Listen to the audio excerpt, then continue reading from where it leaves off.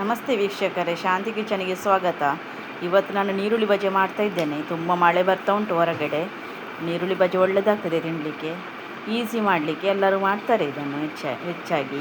ಈಗ ಮಳೆಗಾಲದಲ್ಲಿ ಜಾಸ್ತಿ ಮಾಡ್ತಾರೆ. ತುಂಬ ಚೆನ್ನಾಗಿ ಆಗ್ತದೆ ಇದು. ನೀರುಳ್ಳಿ ನಮಗೆ ಹೆಲ್ತಿಗೆ ಸಹ ಒಳ್ಳೆಯದು. ನಾನಿಲ್ಲಿ ಕಡಲೆ ಪುಡಿ ಮತ್ತು ಹಿಂಗು ಮತ್ತು ಕೆಂಪು ಮೆಣಸಿನ ಪೌಡರ್ ಹಾಕಿದ್ದೇನೆ, ಮತ್ತು ಉಪ್ಪು ಸಹ, ಮತ್ತು ಸ್ವಲ್ಪ ಜೀರಿಗೆ ಆಗ್ತದೆ, ಓಮ ಸಹ ಆಗ್ತದೆ. ಯಾವುದಾದ್ರೂ ಒಂದು ಬಗೆಯನ್ನು ಹಾಕೋದು. ನಾನಿಲ್ಲಿ ಜೀರಿಗೆಯನ್ನು ಯೂಸ್ ಮಾಡಿದ್ದೇನೆ. ಇದನ್ನು ಚೆನ್ನಾಗಿ ಮಿಕ್ಸ್ ಮಾಡಬೇಕು. ನೀರು ಹಾಕದೆ ಮಿಕ್ಸ್ ಮಾಡಬೇಕು. ಕೆಲವರು ನೀರು ಹಾಕಿ ಸಹ ಸ್ವಲ್ಪ ದಪ್ಪ ದಪ್ಪ ಮಾಡ್ತಾರೆ, ಅದು ಸಹ ಒಳ್ಳೆಯದಾಗ್ತದೆ. ಬಟ್ ಇದು ಸ್ವಲ್ಪ ಕ್ರಂಚಿನೆಸ್ ಎಲ್ಲ ಜಾಸ್ತಿ ಇರ್ತದೆ. ಏನು ಸಹ ನೀರು ಹಾಕಲಿಲ್ಲ, ನಾನು ಡ್ರೈಯೇ ಮಾಡಿದ್ದು ನಾನು. ತುಂಬ ಚೆನ್ನಾಗಿ ಆಗ್ತದೆ ಇದು.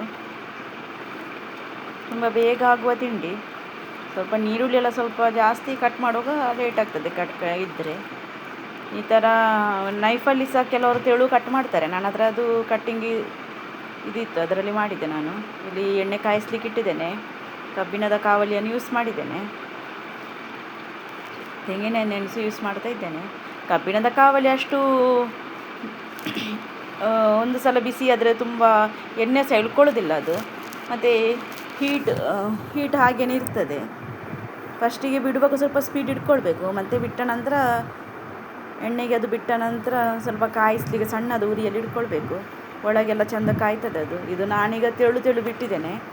ದಪ್ಪ ಬಿಟ್ಟರೆ ಸುಮಾರು ಹೊತ್ತಾಗ್ತದೆ ಒಳಗೆ ಕಾಯಲಿಕ್ಕೆ. ಇದು ತೆಳು ಆದರೆ ಕ್ರಂಚಿನೆಸ್ ಇರ್ತದೆ ಅದರಲ್ಲಿ.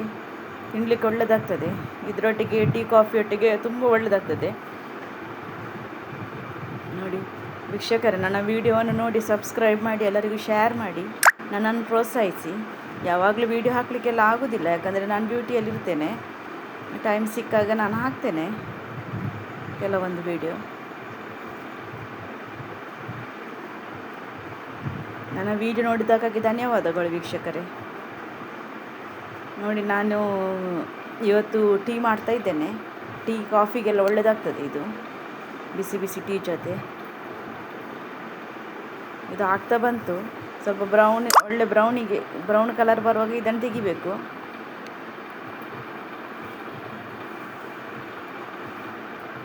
ಹೀಗೇ ಆಲೂಗಡ್ಡೆದು ಬೋಂಡ ಎಲ್ಲ ಮಾಡಲಿಕ್ಕೆ ಸಹ ಒಳ್ಳೆಯದಾಗ್ತದೆ.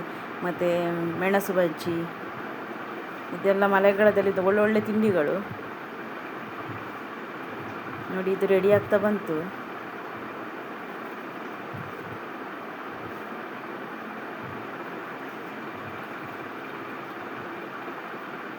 ತೆಗಿತಾ ಇದ್ದೇನೆ. ಸ್ವಲ್ಪ ಟಿಶ್ಯೂ ಪೇಪರ್ ಹಾಕಿದರೆ, ನಾನೊಂದು ಮಣ್ಣಿನ ಪಾತ್ರೆಯಲ್ಲಿ ಅದನ್ನು ತೆಗಿತಾ ಇದ್ದೇನೆ. ಸ್ವಲ್ಪ ಟಿಶ್ಯೂ ಪೇಪರ್ ಹಾಕಿದರೆ ಅದನ್ನು ಎಣ್ಣೆ ಇದ್ರೆ ಹೇಳ್ಕೊಳ್ತದೆ. ಇಲ್ಲಿ ನೋಡಿ, ಚಹಾ ರೆಡಿ ಆಯಿತು. ಬಿಸಿ ಬಿಸಿ ಚಹಾದೊಟ್ಟಿಗೆ ನೀರುಳ್ಳಿ ಬಜ್ಜಿ ಒಳ್ಳೆಯದಾಗ್ತದೆ.